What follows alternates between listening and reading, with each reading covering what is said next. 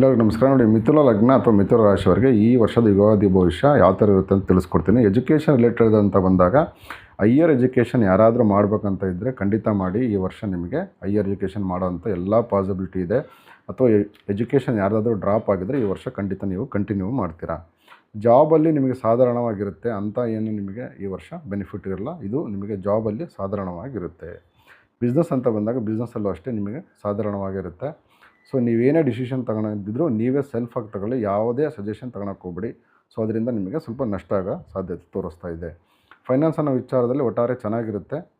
So ಈ ವರ್ಷ ನೀವು ಅಂತ ಏನು ಗಾಬರಿ ಪಡೋಂಥದ್ದಿರಲ್ಲ. ನೀವು ದುಡಿದಿರೋಂಥ ಅಮೌಂಟು ನಿಮ್ಮ ಕೈಯಲ್ಲಿ ಉಳಿಯುತ್ತೆ. ಸ್ವಲ್ಪ ಖರ್ಚು ಕಡಿಮೆ ಇರುತ್ತೆ, ಲಾಭಾಂಶನೇ ಜಾಸ್ತಿ ಇರುತ್ತೆ.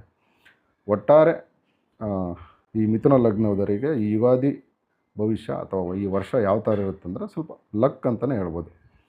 ಅಂದರೆ ಲಕ್ ಅಂದರೆ ದುಡ್ಡು ಅಂತಲೇ ಅನ್ಕೋಬೇಡಿ. ನೀವು ಕಷ್ಟ ಅಂತ ಇದ್ದಾಗ ಯಾರಾದರೂ ಬಂದು ನಿಮಗೆ ಸಹಾಯ ಮಾಡ್ತಾರೆ. ಸೊ ಅಂದರೆ ದೇವರ ಅನುಗ್ರಹ ಈ ವರ್ಷ ನಿಮ್ಮ ಮೇಲೆ ಇದೆ ಯುಗಾದಿಯಿಂದ ಅಂತ ಹೇಳ್ಬೋದು ನಾವು. ಸೊ ಈ ವರ್ಷ ನೀವೇನೇನು ಅನ್ಕೊಂತೀರಿ ಅದೆಲ್ಲ ನಿಮಗೆ ಸಿಗಲಿ, ದೇವರ ಅನುಗ್ರಹ ಆಗಲಿ, ಒಳ್ಳೆಯದಾಗಲಿ.